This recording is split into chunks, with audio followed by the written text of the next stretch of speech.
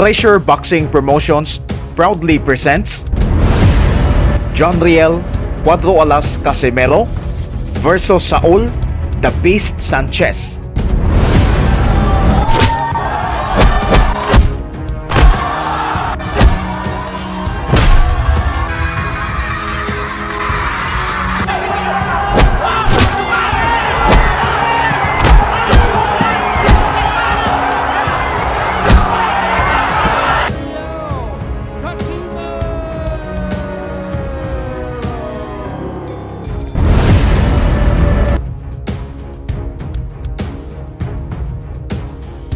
Once O'Quinn feels his power. Oh! And drops it!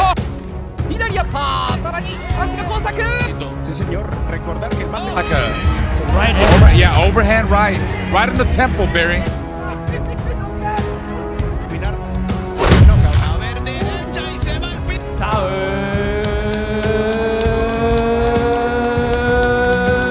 The Beast Sanchez.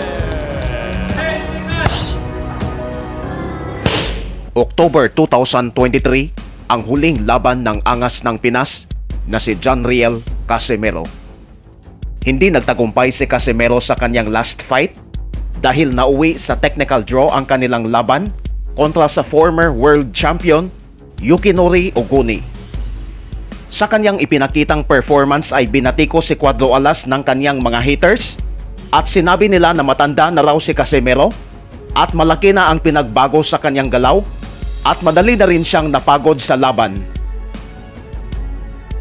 At dahil matagal nang walang laban si Cuadro Alas, nakita natin ang unti-unting pagbaba ng kanyang pangalan sa world ranking.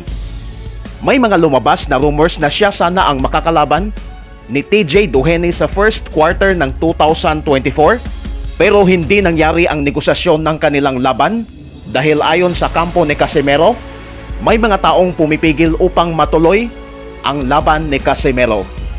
Pero ang mga solid fans ni Casimero ay hindi nawala ng tiwala na makakabalik pa rin ang angas ng Pinas. Alam nila na kahit 35 anyos na si Casimero, hindi pa rin nawala ang kanyang lakas at kaya pa niyang patumbahin ang kanyang mga kalaban. At ngayong October 13, muling magbabalik sa boxing ring si Casimero para sa isang importanteng bakbakan. Haharapin ng ating pambato ang WBO number 8, WBC number 12 at former world title challenger Saul The Beast Sanchez. Ang laban ni Casimero at Sanchez ay gaganapin sa Yokohama, Japan. Ang laban na ito ay ang pangatlo at huling laban ni Casimero sa ilalim ng 3-fight deal na pinirmahan niya sa Treasure Boxing Promotions. Kung hindi maganda ang performance ni Casimero sa laban na ito, ay maaring maghihiwalay na sila ng Treasure Boxing.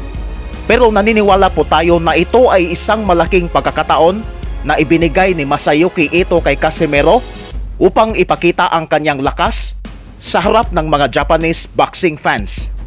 Sa tingin po natin ay sinadya talaga ng Treasure Boxing na sa Yokohama gaganapin ang laban ni Casimero at Sanchez dahil ang Yokohama rin ang hometown ng Japanese monster na si Naoya Inoue. Maraming fans si Inoue sa Yokohama at umaasa ang Treasure Boxing Promotions na marami sa kanila ang manonood sa laban ni Casimero at Saul Sanchez.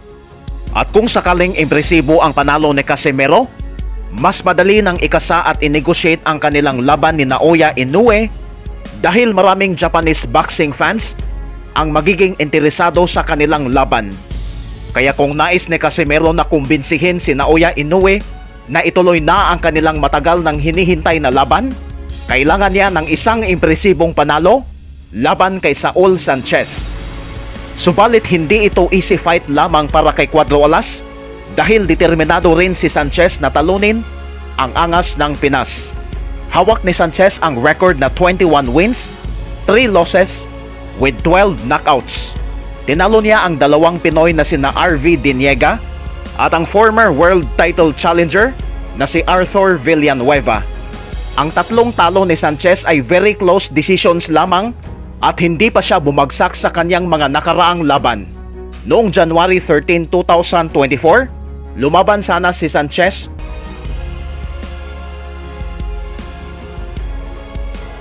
Ayon kay Sanchez, malaki ang kanyang respeto kay Casimero bilang isang former 3 Division World Champion. Subalit nais niyang patumbahin ang ating pambato at ipakilala sa buong mundo na handa na siyang lumaban muli sa World Championship fight. 非常にいいね、はい、注目ですよね。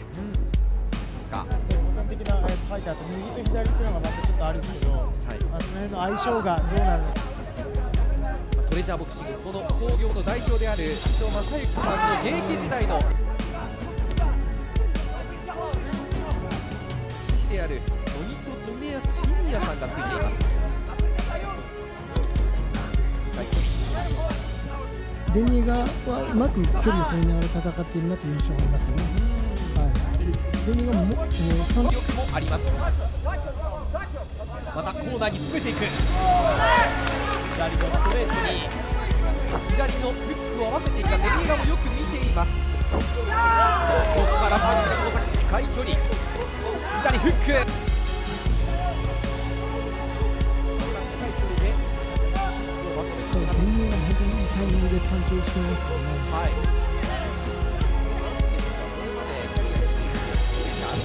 はい、野獣が、はい、本当に止まらないけど、本当になんかいますよね、本当に。そうですね、は前に出ていく中でも今もそうです。時折左横を入れてきますデニエが。それをサンチェスが警戒。ワンタム級勝った方が上に行く試合。右ストレート、こういう距離感でもやっぱり左を警戒しているのがサンチェスなんですね。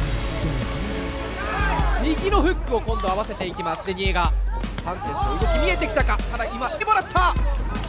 サンチェスの右左アッパー、さらにパンチが交錯、パンチまとめていくのサンチェス。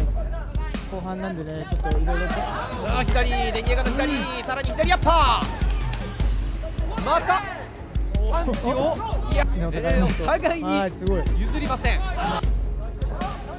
あここです、この距離集める、近い距離、左のフック、はい、やはりデニエガはカウンター狙い、サンチェスは自分から手が左ストレートから下から上にパンチをつなげ、左のフック、一つデニエガの顔面を捉えた。またコーナーに詰めて右、さらにそして岩佐さん、なかなかサンチェスコーナーで連打、サンチェス